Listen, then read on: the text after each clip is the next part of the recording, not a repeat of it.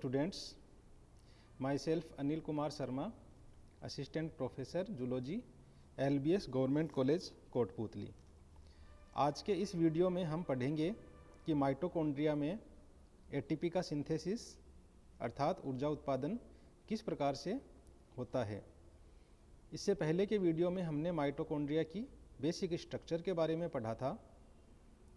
Mitochondria के functions में जब हम देखें तो उसका सबसे main functions synthesis of ATP का उत्पादन करना है। हम जानते हैं कि कोशिका में जब सेल में जब ग्लूकोज का ऑक्सीडेशन होता है तो ग्लूकोज एंड फैटी एसिड्स तीन मेन प्रोसेस के द्वारा एटीपी का उत्पादन होता है। सबसे पहला प्रोसेस है ग्लाइकोलाइसिस, जो कि माइटोकॉन्ड्रिया के बाहर सेल में अंदर साइटोप्लाज्म में पूर्ण होता है। उसके बाद में अगला प्रोसेस है सिट्रिक एसिड साइकिल, जिसे क्रेब्स साइकिल भी कहते हैं।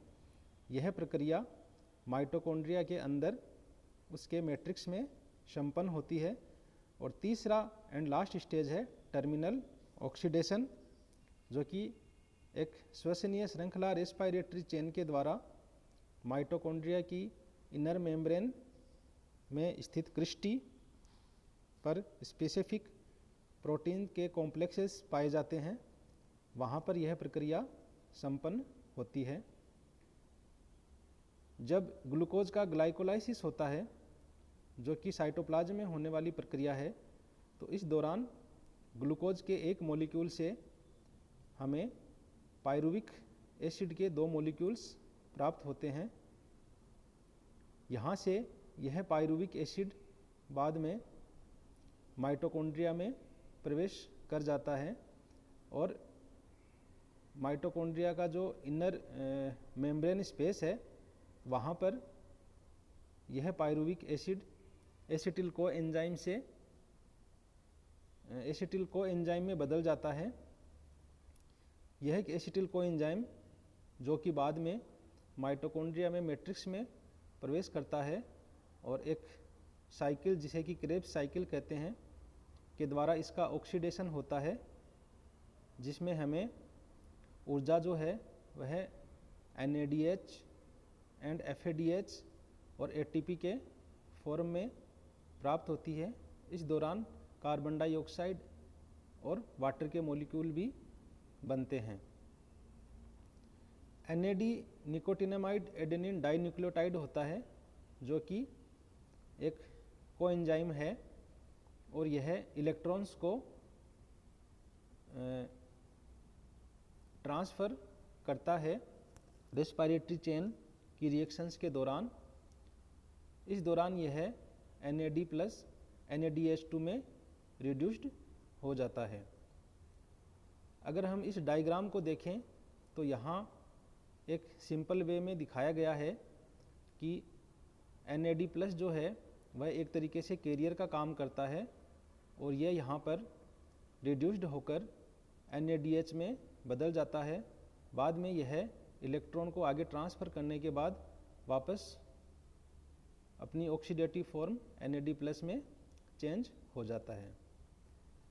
अर्थात NAD plus accepts electrons from other molecules and become reduced to NADH, and this NADH donate electron and become oxidized to its original form NAD।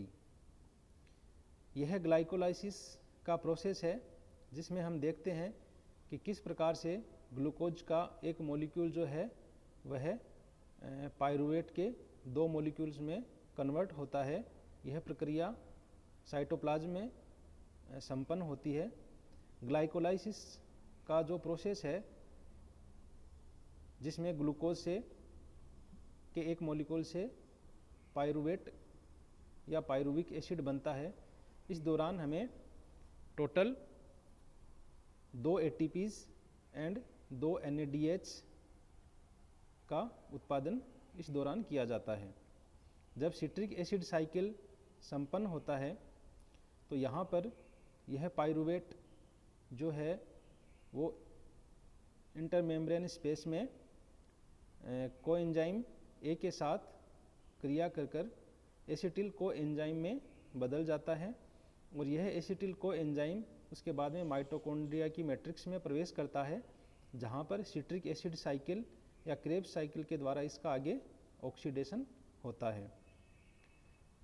Citric acid cycle संपन्न होने पर, complete होने पर, इस दौरान हमें 2 कार्बन डाइऑक्साइड के molecule and 3 NADH, 1 FADH2 and 1 GTP के मॉलिक्यूल एंड वाटर हमें प्राप्त होते हैं।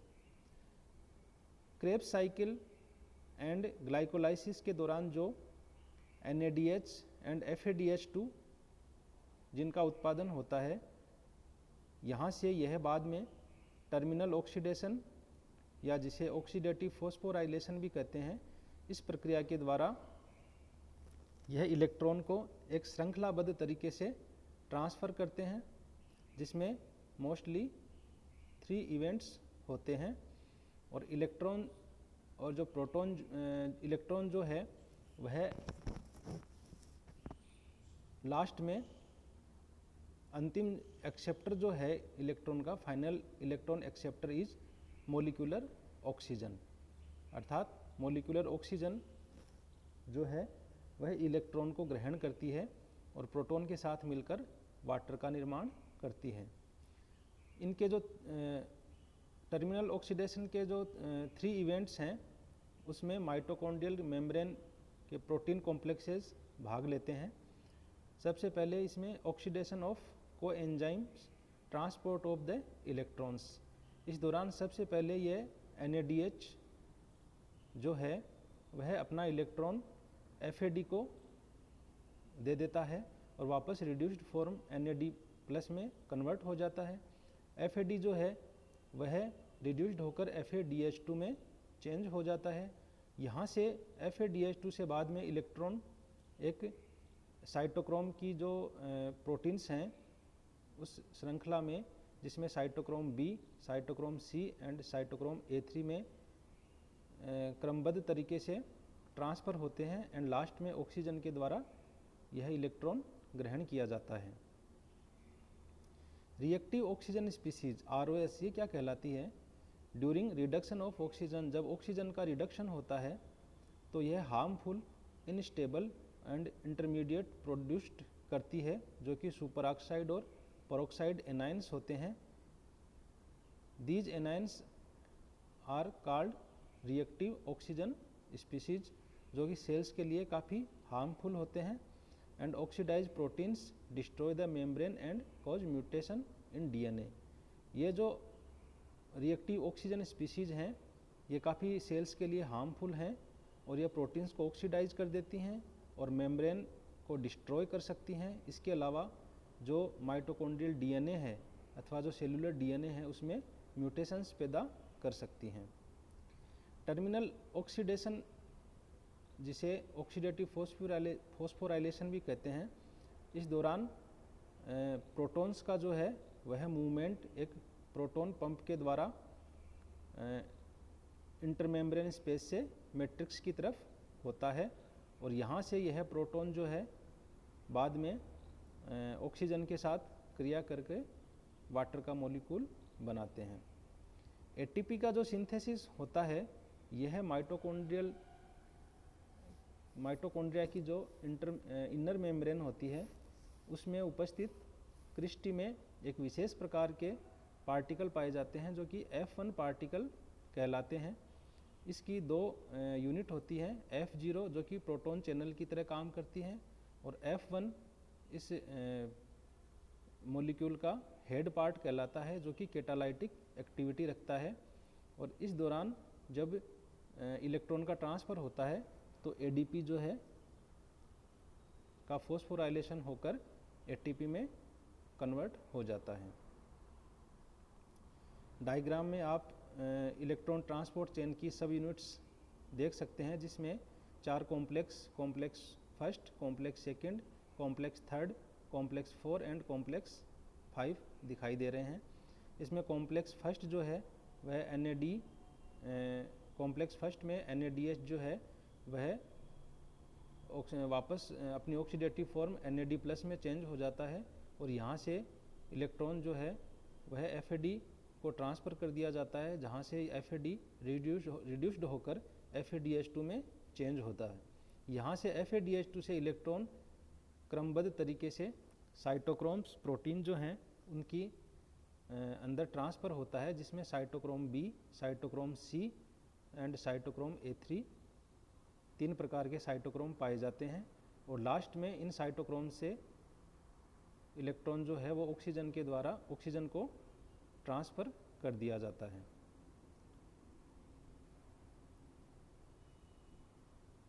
ATP production from by organic molecules. ATP जो है केवल ग्लूकोज के द्वारा ही नहीं, इसके अलावा triglycerides, fatty acids, glycogens, proteins, amino acids, इनके द्वारा भी ATP प्रोड्यूस्ड किए जाते हैं। Triglycerides, fatty acids, glycogen and proteins जो हैं एक चक्रीय प्रक्रम के द्वारा ऑक्सीडेशन इनका होकर यह माइटोकॉन्ड्रिया में प्रवेश एसिटिल कोएंजाइम के रूप में प्रवेश करते हैं, जहाँ पर वही citric acid cycle and electron transport system के द्वारा ATP का उत्पादन होता है। एक ग्लूकोज के मॉलिक्यूल के फुली ऑक्सीडेशन के दौरान ग्लाइकोलाइसिस में हमें 4 ATP प्राप्त होते हैं, लेकिन जिसमें से 2 ATP ग्लाइकोलाइसिस के प्रोसेस के दौरान कंज्यूम कर लिए जाते हैं। इस प्रकार ग्लाइकोलाइसिस के प्रोसेस में हमें 2 ATP प्राप्त होते हैं। सिट्रिक एसिड साइकिल में हमें 2 ATP प्राप्त होते हैं इनडायरेक्टली, एंड जब ऑक्सीडेटिव फॉस्फोराइलेशन होता है तो NADH एंड FADH के द्वारा हमें 32 ATP मिलते हैं। इस प्रकार हमें एक ग्लूकोज के मॉलिक्यूल्स के कंप्लीट ऑक्सीडेशन से 38 ATP मॉलिक्यूल्स प्राप्त होते हैं। जो एरोबिक ऑर्गेनिजम्स हैं उनको ग्रोथ के लिए ऑक्सीजन की रिक्वायरमेंट होती है और उनमें उसी प्रकार से सेलुलर रेस्पायरेशन पाया जाता है। जबकि फैकल्टेटिव एनारोबिक ऑर्गेनिज्म है यह जो make ATP by aerobic respiration if oxygen is present. इसका मतलब ये हुआ कि फैकल्टेटिव एनारोबिक ऑर्गेनिज्म जो है वो अगर ऑक्सीजन प्रेजेंट है तो एरोबिक रेस्पायरेशन के द्वारा ATP का निर्माण करते हैं, लेकिन अगर ऑक्सीजन प्रेजेंट नहीं है तो यह फर्मेंटेशन के द्वारा ऑक्सीजन की एब्सेंट में ATP का निर्माण होता है, जिसमें lactic acid and ethyl alcohol बनता है। माइटोकॉन्ड्रिया के कुछ एडिशनल फंक्शंस हैं, जैसे कि यह मेम्ब्रेन पोटेंशियल को रेगुलेट करता है, एपोप्टोसिस अर्थात प्रोग्राम्ड सेल डेथ के लिए उत्तरदायी है, सेल सिग्नलिंग अर्थात जीन एक्सप्रेशन को रेगुलेट करता है, स्टीरॉयड सिंथेसिस के लिए भी माइटोकॉन्ड्रिया का इम्पोर्टेंट रोल है। माइटोकॉन्ड्रिया का जेनेटिक अपैरेटस देखें तो माइटोकॉन्ड्रिया में खुद का DNA पाया जाता है जो कि माइटोकॉन्ड्रियल DNA कहलाता है, और यह double standard and circular DNA होता है जो कि सेलुलर DNA से थोड़ा डिफरेंट होता है। माइटोकॉन्ड्रियल DNA है वो केवल 37 जीन्स को ही कोड कर सकता है। इसके अलावा इसकी अदर जीन्स जो हैं वह न्यूक्लियस में उपस्थित DNA के द्वारा ही उनका निर्माण होता है, जो कि बाद में माइटोकॉन्ड्रिया में ट्रांसपोर्ट कर दी जाती हैं। माइटोकॉन्ड्रियल DNA की इनहेरिटेंस जो है न्यूक्लियर DNA की इनहेरिटेंस से थोड़ी डिफरेंट होती है। यह नॉन मेंडेलियन इनहेरिटेंस कहलाती है, अर्थात माइटोकॉन्ड्रियल DNA है वह माता से ही पुत्र अथवा पुत्री को प्राप्त होते हैं, जिसे मैटरनल इनहेरिटेंस कहते हैं। Homoplasmy copies of mitochondrial DNA are all identical in a cell. अगर एक सेल में माइटोकॉन्ड्रियल DNA की सारी कॉपीज आइडेंटिकल हैं, सेम है, तो ये होमोप्लाज्मी कहलाती है। हेटेरोप्लाज्मी उस कंडीशन को कहते हैं जब माइटोकॉन्ड्रियल DNA की कॉपीज जो है एक सेल में डिफरेंट टाइप की होती हैं, जिसमें कुछ नॉर्मल माइटोकॉन्ड्रियल डीएनए होता है, बाकी म्यूटेटेड माइटोकॉन्ड्रियल डीएनए होता है।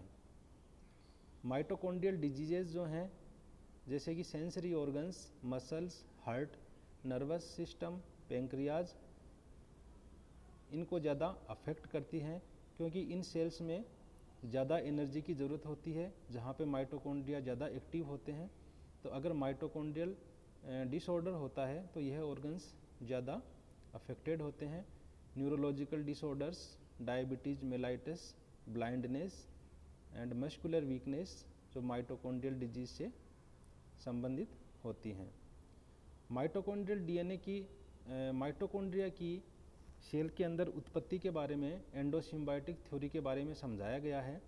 यह माना जाता था कि माइटोकॉन्ड्रिया की सेल में उत्पत्ति है वह एंडोसिम्बायोटिक बैक्टीरिया के द्वारा हुई है, जो कि एक प्रोकैरियोटिक बैक्टीरिया थे। कभी इवोल्यूशन के दौरान सेल की प्लाज्मा मेम्ब्रेन के द्वारा ये प्रोकैरियोटिक बैक्टीरिया को इनगल्फ कर लिया गया और बाद में ये अंदर माइटोकॉन्ड्रिया के रूप में उपस्थित होते हैं। इसके प्रमाण के रूप में अगर हम देखें तो माइटोकॉन्ड्रिया एंड प्लास्टिड का जो फॉर्मेशन होता है सेल के अंदर वह बाइनरी फिशन के द्वारा होता है। And both mitochondria and plastid contains single circular DNA. Mitochondria और प्लास्टिड दोनों में ही सिंगल सर्कुलर खुद का डीएनए पाया जाता है। And ribosomes are like those found in bacteria. Mitochondria में जो राइबोसोम्स पाए जाते हैं वह भी बैक्टीरिया के समान ही पाए जाते हैं और इसके जीनोम का अगर कंपैरिजन करें तो वह भी बैक्टीरिया के समान ही पाया जाता है। इसलिए यह प्रमाण के रूप में पाए जाते हैं कि सेल के अंदर माइटोकॉन्ड्रिया की उत्पत्ति जो है वह प्रोकैरियोटिक ऑर्गेनिज्म अर्थात बैक्टीरिया के इनगल्फ के द्वारा हुई है, जिसे एंडोसिम्बायोटिक थ्योरी के द्वारा समझाया गया है।